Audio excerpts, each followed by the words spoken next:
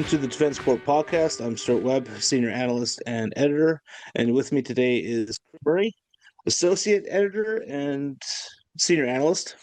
And today we're going to be talking about Iran, the Strait of Hormuz, and the geopolitical consequences of Trump's special operation. Chris, why don't you start us off? Well, I think the best place to begin is that what I'd like to sort of comment on is just how many people are weighing in with doomsday prophecies or saying it's going with absolute certainty that it's this or that. Most of them really, really bad. And I think a lot of them are very premature. That it's important to stress that this is still really early, in my perspective, really early and kind of hard to tell what's gonna to happen. So some of the alarmism I think might just be rooted in dislike of Trump and a growing, not entirely rational anti-Americanism among its allies. I don't know what your thoughts are on that. Well, I mean, we're a month into the operation. There seems to be a divergent course of Israeli strikes and American strikes of what they've been targeting. And I would also say that the Trump administration hasn't really been their own ally because even Pete Hegseth, Trump, and whatever they're saying, it keeps changing. Today is regime change. Then it's trying to make sure that Iran doesn't have its nuclear weapon capacity, even though that's what they bombed back in last June. And they keep changing the goalposts. And when they keep on saying that they don't want to go into a long war, well, changing the operational specifications and the goals, that's how you get into a long war. So for me, they haven't really been kind to themselves. Yeah, this is they're certainly not they're doing themselves any favors, but this is a question that sort of relates back to what I was saying a moment ago about everyone jumping in on this. And there's sort of this online narrative where people are saying Trump is playing 4D chess, which I don't know why they say 4D and not 3D, but they're saying, he's playing 3D chess or just winging it. And, as you said, their messaging isn't very clear, but whether or not that's reflective of the internal thought processes, that's a deeper question. So I guess one of the things we could ask is where do you come down on this with the to borrow from the internet, playing 4D chess or just winging it? If we want to take a look at when the operation first started, right? Trump made his declaration to the Iranian people that this is going to be the only chance that they get to take down the regime. So obviously, at that point, it was already like an internal, like, let's push the Iranian people to do this. But that's after the Iranian regime had shot between 7,000 to 30,000, and some estimates are even higher.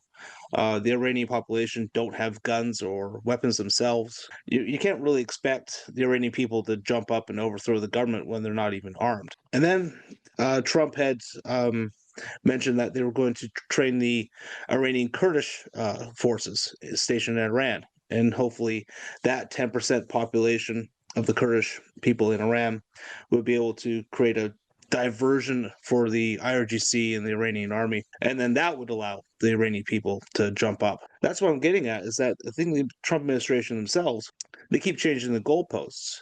Today, there's a report that came out saying that the States believes they've destroyed a third of Iran's missile capability, with another third being buried or inaccessible to the regime. So there's two things I'd say there. I'm going to jump to the thing you said at the end before going back to talking about goalposts and whatnot. And you mentioned one third destroyed, etc. This is kind of getting back to what I was saying about it's still pretty early. The other thing is we don't really know.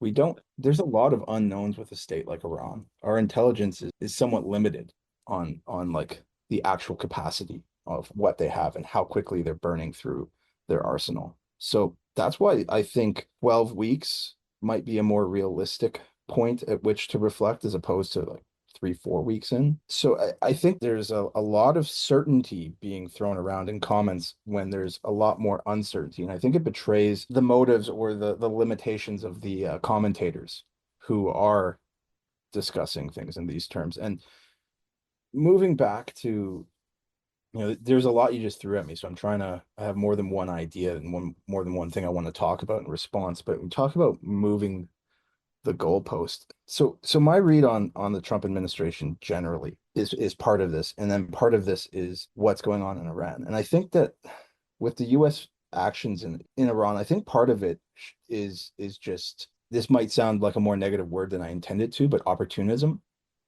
in the sense that like it seemed like the right moment with the uprising in January and February.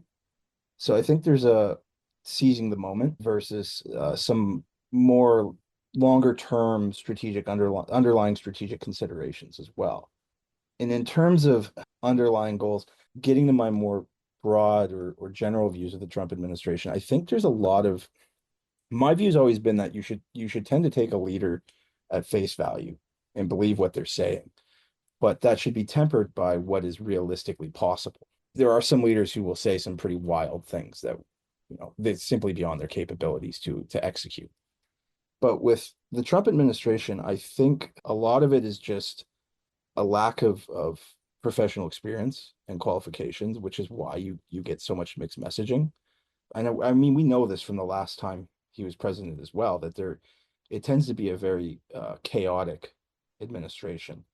And I see a lot of casting about, and to put it another way, throwing everything at the wall to see what sticks.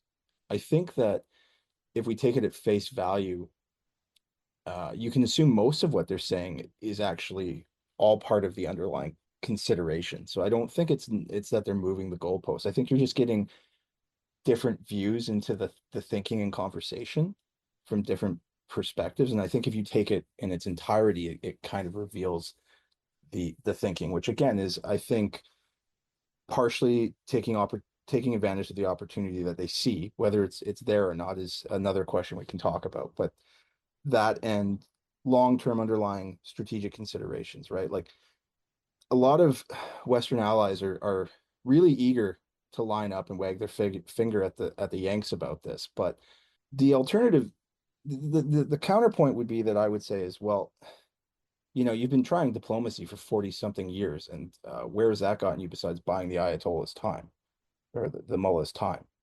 Um, this is a jihadist regime trying to build a nuclear bomb, like full stop. They want to use it too. I don't like the idea of religious zealots having a nuclear weapon. It is a strategic threat. And moreover, we're getting a taste of that right now with the Strait of Hormuz. My comment would be, what do you think happens when Iran has the ability to exert its influence over the strait without fear of repercussion? I think you're getting a taste of what happens if we don't deal with it. And that might be a controversial opinion to take, and you may push back on it, but that's one of the things I look at. And you can wag your finger all you want, but the straits are going to have to open back up. So at some point, you're going to have to make a decision whether you want to deal with the Americans or you want to deal with the mullahs. And that's only like one element of this. I also look at the fact that they're not only just messing around with non-proliferation, they're also state sponsor of terrorism, destabilizing the region. They're also killing their own people. I've cited Christopher Hitchens numerous times when he was talking about the Iraqi war, which might be a dubious comparison in this context, but um, or maybe not dubious is the right word, but you know what I'm trying to say. It's not necessarily a flattering comparison, but one of his arguments about Iraq was that states can surrender their sovereignty, and he listed 3 or 4 points, and I'm off the top of my head, I can only remember 3 of them for sure, but one of them is non-proliferation. Another is messing around with non-proliferation with nukes. Another is sponsoring terrorism, and I think in connection with that was the third was destabilizing the region or threatening neighbors' instability, and the fourth was genocide, which, okay, maybe that's a bit of a stretch, but slaughtering your own people for not wanting to live under an oppressive regime led by priests is close enough for me. If we look at Iran's axis of resistance, they created that in order to have a trump card against attacking the Iranian regime. And that was bolstering terrorist groups like Hezbollah, Hamas, Iranian-backed militias in Iraq, and of course the Houthis in Yemen, another terrorist organization. Obviously, yes, with the degradation of those organizations through Israel's actions after October 7th, this was the opportunistic time. Same thing back in June, attacking Isfahan and the other nuclear facilities.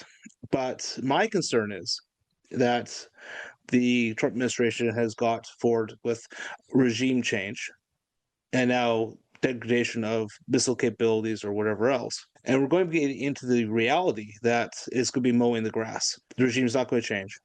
And that the United States and Israel have to go back to Iran and bomb new capabilities or rebuilt capabilities. To take the other side, I mean, because it sounds like so far I'm arguing one point as opposed to giving an analysis, but if you look at European allies, that's one of the things that they're arguing about, right?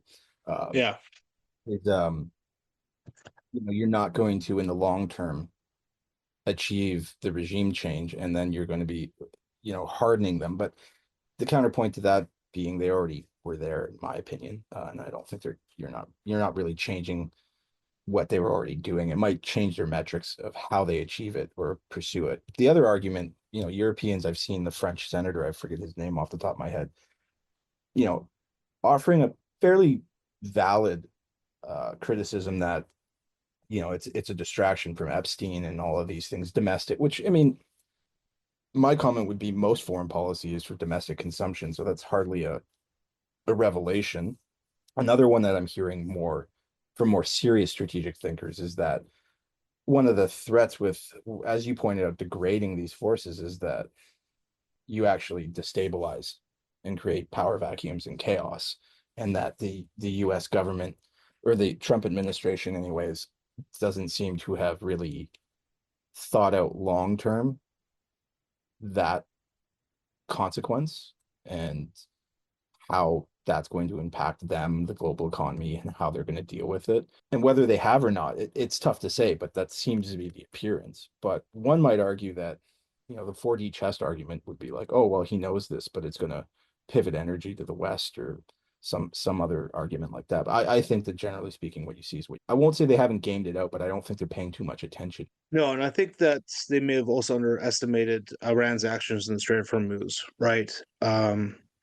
I mean, it's interesting. If you look back at the Iranian-Iraq war, the 1980s, the United States actually did try to escort oil tankers through that strait. And what you got was several U.S. destroyers being hit by Iranian missiles. And now we've got a bigger capability of drones and wherever else. So the United States, I think, is kind of like, okay, well, what can we do next? Like, obviously, we can't open the strait ourselves because we just don't have the actual capability. And I know that sounds odd, but back in the 80s, the U.S. Navy was 6 times the size it is now. It is, an interesting thing to point out. I think a lot of people forget the history, and as you say, this was something that they were trying to do. Actually, one of my colleagues at King's College London, Stephen Phillips, he just published a book on this called Poison Chalice. Colleagues at King's College London, Stephen Phillips, he just published a book on this called Poison Chalice, on the U.S. Navy in the Persian Gulf in '87 and '88. To give my buddy a plug. U.S. Navy in the Persian Gulf in '87 and '88. To give my buddy a plug. Yeah, and that's, I think, that's where this one of the things I find very interesting about this is the sudden pivot on Trump administration's attitude towards their allies, and suddenly realizing that, oh yeah, this, which is something that they've been told time and time again, is that in order to assert yourself globally, you do need to rely on these alliances that you have been so quick to disregard. Especially, as you say, the Navy is smaller than it was, but I think the U.S. attitude towards them, it wasn't really motivated by. Some might disagree with me, but I don't think it was that they genuinely don't care or don't think they need them. I mean, some probably do, but I think it was more about the fact that their allies weren't really serious on defense. I mean, look at the impact it's had on Canada, right? Canada's now spending, maybe using questionable metrics, but spending 2% on GDP on defense. So that's an interesting sort of side thought to all this, I guess. Those questionable metrics will definitely be a topic for another podcast very soon. A side effect that's an interesting one to observe and a positive one. But if anybody wants to know about that, but yeah, I think that's a valid thing to bring up. And of course that leads to what's next. I mean, there has been a lot of rumors and speculation about the United States trying to take Iran's outer islands, like Karg Island, which is the big oil export island for Iran. I don't know if you saw Christine Lagarde was saying the head of the central bank was talking about the long-term economic consequences, and that people haven't really realized what's about to happen. And I've already said my view of that, which is like at some point very soon, European allies are going to have to pick a side and realize that they're going to have to get involved in opening this back up. And I don't think diplomacy alone is going to achieve it. I think it sound from all reports, it sound like the Iranians don't really have an interest in talking to the Americans right now. So I think you have to maybe wield a big stick first before you can start talking. So what is your thought on that? Of course, they haven't fully costed out the ramifications of this war. I mean, Qatar's lost 17% of its LNG export capability. They're saying that's going to take 3 to 5 years to rebuild. So let me We don't know the full cost of the oil refineries in Saudi Arabia, Qatar, Iraq. And let's just say that the United States does decide to take Karg Island. Well, Iran could just easily blow that up and cause further economic calamity on the United States and the global order. So in the immediate, knowing that, what do you think's going to happen with U.S. allies in regards to their involvement with this, or how they approach this? Well, we've already seen some of the U.S. allies, including Canada, trying to create discussions of what to do with the Strait of Hormuz. That seems to be more things, but after the conflict. But I think that as we go on, and as Rand continues to fire off ballistic missiles into the GCC and Israel, we're going to see more and more pressure on the allies, on the United States and Iran. And I think you are right that, you know, as the U.S. Air Force says, there's going to be more warheads on foreheads. But yeah, there's definitely more political pressure on both sides, and probably on Pakistan as well, who has said that they will be an intermediary for peace talks. But I don't think the Trump administration is going to get the easy win, and I think it's going to be a headache, much longer for it. I think it's going to be at least a headache with their allies at the very least. I don't think in the short. My prediction is that there's going to, as you say, there's going to be a lot more pressure, but I think that you can't put the cart before the horse, and before you can do diplomacy, I think what's going to happen is that they're going to have to, when I say they, I mean American allies are going to have to get involved. They're going to have to shit or get off the pot, and they're going to have to exert some force and put some military presence in the region to say, like, you need to sit down at the table. We're not happy with the Americans, but we know whose side we're on and we know who butters our bread. And if the Iranians, want to get out of this, then you're going to have to sit down. And I think it's going to take uh, showing some of that big stick to for imperfect sort of metaphor there. But I think it's gonna take some pressure on the Iranians to make them realize that, like, we do still see them as the aggressor and the bad guy, and that they're going to have to. This is a moment of what is it? Carney says an inflection point for the Iranians. I Yeah. think part of it. And the other question I wanted to ask you before we ended is, I don't know if you saw um, Sir Alex Young, the former MI6 chief, was saying that Iran has the upper hand, and Nicholas Drummond was arguing, no, no, they don't. And I was wondering what your view of that is. Well, to kind of lead all back together, I mean, I think that's why you see Iran shooting 83% of its missiles and drones into the Gulf cooperative countries, because they've created that now division between them and the United States and also Iran. So Iran's essentially said, like, look, we're going to cause as much chaos as possible. We're going to put you in a difficult position because now you're going to have to either sit on the sidelines or join militarily with the United States and Israel, which would not be very popular. And then to go back to if Iran has the upper hand, and I think this is what the United States and Israel kind of got wrong a bit, is that they thought that if they go in and blow up Iran's missile capabilities and whatnot, Iran might capitulate. But Iran sees it more of as an irregular warfare again, right? So that's why they're attacking oil refineries, civilian targets throughout the Middle East. The And the United Iranian, States is getting back into, like, okay, yeah, we need help. the Iranian regime is also looking at this as a battle for survival, whereas the Americans aren't, right? So there's a different metric. Exactly. But I do think that there's a big difference between short term and long term, right? And if the Iranian regime literally expends like its entire arsenal trying to do this and then survives, it's in a much weaker state. And then it has two choices, either like face potential collapse from within and its own domestic pressures, which I have a lot of faith in the Iranian people, that could happen, or alternatively, like they're just going to have to start playing nice internationally. And either one of those is probably a good thing. So, but it remains to be seen. So I think what I would end it with is that we should be cautious about trying to assume.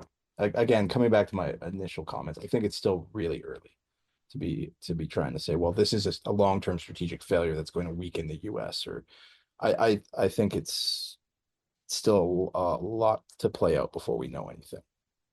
No, totally. But the one thing we definitely can say is that increased oil prices and the inability for the Middle East to rebuild that capacity, to the suite will mean that there's going to be long-term economic ramifications for the Yeah. West and for the United States on this.